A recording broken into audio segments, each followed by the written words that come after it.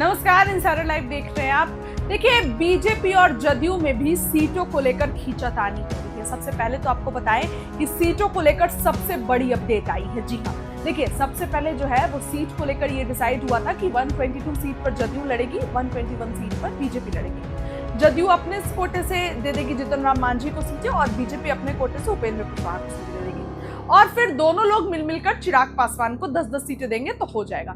लेकिन एक बड़ी मीटिंग जहां रखी गई, सबसे बड़ी मीटिंग रखी गई, इसमें सब लोग मौजूद थे। ललन सिंह, चिराग पासवान, केंद्रीय मंत्री जीतन राम मांझी, सब लोग, ये सब लोग अपना अपना बड़ा सा जो है वो डिमांड रखते हैं, बड़ी बड़ी डिमांड रखते हैं। चिराग पासवान जो है वो 40 सीटों की डिमांड करते हैं। हालांकि उनके पास 50 सीटें थी, लेकिन 40 सीटों की डिमांड करते हैं। उसके बाद अगर आप आते हैं तो उपेंद्र कुशवाहा और जीतन राम मांझी 20-20 सीटों की डिमांड रखते हैं। तो ये दोस्तों कहीं ना कहीं अच्छी खासी सीटें हो गई।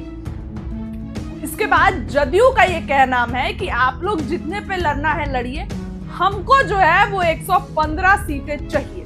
जदयू को बहुत मनाया गया है, तब जाके जो है वो जदयू 112 सीटों पर अभी भी लेकिन अड़ी हुई है। जदयू का ये कहना है कि 112 सीटों पर हम चुनाव लड़ेंगे। ये इस बात पर जदयू अड़ी हुई है, इस बात पर जदयू अभी भी पीछे हटने का नाम नहीं ले रही है और नीतीश कुमार भी इसी बात को लेकर बिल्कुल एक्टिव है। देखिए, आपको पहले तो बताते हैं कि जदयू बीजेपी में क्या भिड़ंत हुई है।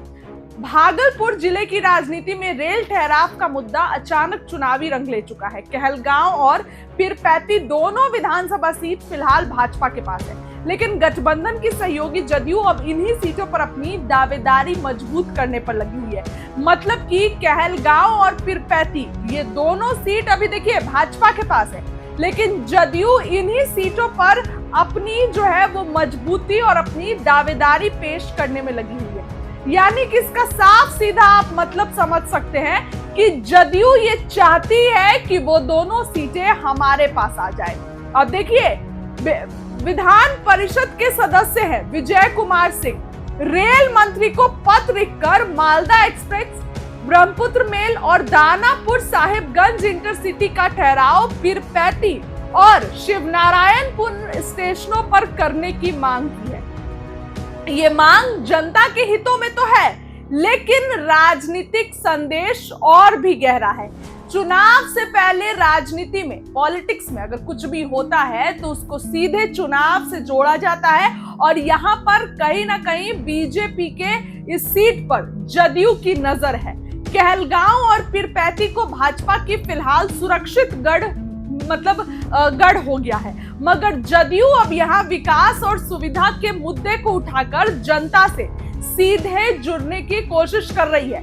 गठबंधन के भीतर यह साफ संकेत है कि आने वाले चुनाव में जदयू चाहेगी कि यह सीट भाजपा के बजाय उसके खाते में जाए। अब देखिए दोस्तों, सीट बंटवारा तो यहाँ हुआ नहीं है, सीटों पर अभी लड़ाई चल रही है। जदयू जो है वो अब सीटें भी देख रही है कि 112 सीटें तो चाहिए और कौन कौन सी सीटें चाहिए।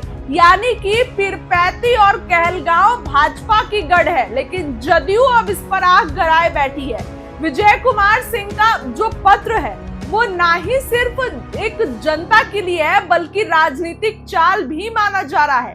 पार्टी यह जताना चाह रही है कि जनता के असली सवाल उठाने वाली ताकत वही है। दरअसल ये वही आधार है जिस पर जदयू इन सीटों की दावेदारी ठोक सकती है। रेल ठहराव का मुद्दा उठते ही कांग्रेस और राजद भी चौकन्ने हो गए, क्योंकि जदयू अगर इन सीटों पर मजबूत हुई तो विपक्ष को यहाँ मौका मिलना मुश्किल हो जाएगा। और इस बार जदयू बहुत एक्टिव है। इस बार नीतीश कुमार की पार्टी जदयू जो है वो बहुत एक्टिव है। नीतीश कुमार भले बीजेपी के साथ गठबंधन में है, लेकिन नीतीश कुमार बहुत एक्टिव है। तो दोस्तों, यहाँ पर सीट का बंटवारा ही नहीं हो रहा है। नीतीश कुमार की पार्टी जदयू 115 सीटों पर अड़ी थी, लेकिन अभी हाल में जो एक बड़ी मीटिंग हुई, इस बड़ी मीटिंग में नीतीश कुमार की पार्टी जदयू 112 सीटों पर आई, लेकिन उससे ज्यादा बार्गेन करने में नहीं है। नीतीश कुमार की पार्टी जदयू को 112 सीटें चाहिए। देखिए, चिराग पासवान को कहा गया है, फिलहाल अभी खूब ज्यादा डिमांड के बाद जदयू और बीजेपी में डिसाइड हुआ है कि दोनों जो जीतन राम मांझी, उपेंद्र कुशवाहा है, उनको 7-7 सीटें दे दिया जाएगा और चिराग पासवान को जो है वो 23 सीटों पर निपटाना होगा, चिराग पासवान को।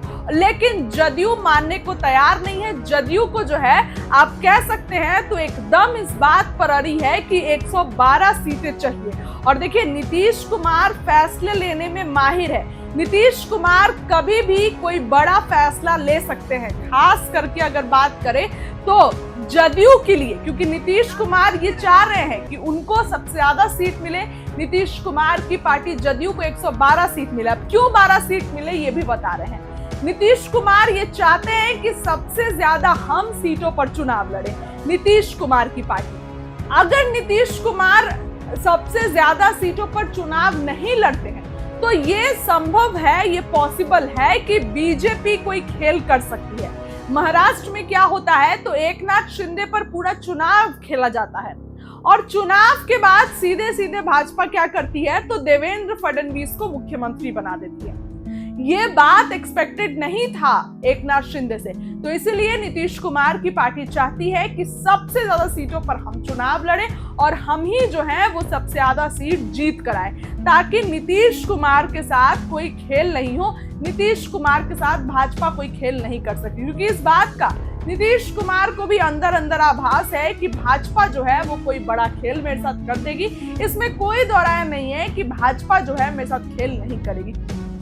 इसलिए नीतीश कुमार की पार्टी जदयू जो है वो 112 सीटों की डिमांड कर रही है। और देखिए नीतीश कुमार ने इस बात पर कुछ भी नहीं कहा है, लेकिन नीतीश कुमार के पार्टी का जो नेतृत्व करते हैं, मीटिंग में जो नीतीश कुमार की पार्टी की तरफ से रहते हैं, उन लोगों का ये कहना है। तो जाहिर सी बात है कि नीतीश कुमार का इनडायरेक्टली मैसेज है जो नीतीश कुमार ने भाजपा तक पहुंचा दिया है। और नीतीश कुमार ने कह दिया है कि 112 सीट आप लोगों को देना पड़ेगा, और नहीं तो फिर भतीजे के तो द्वार हमेशा के लिए खुले हैं। तेजस्वी यादव हमेशा के हैं नीतीश कुमार के साथ, तो इसलिए नीतीश कुमार ये चाहते हैं कि 112 सीट हमें मिले। इधर चिराग के भी तेवर बढ़ते जा रहे हैं, तो बीजेपी के लिए ये मुद्दा बहुत बड़ा है कि किस तरीके से सीट बंटवारा हो, तो बीजेपी जो है वो भी बस सीट बंटवारा करे और सबको जो है वो मना लिया जाए।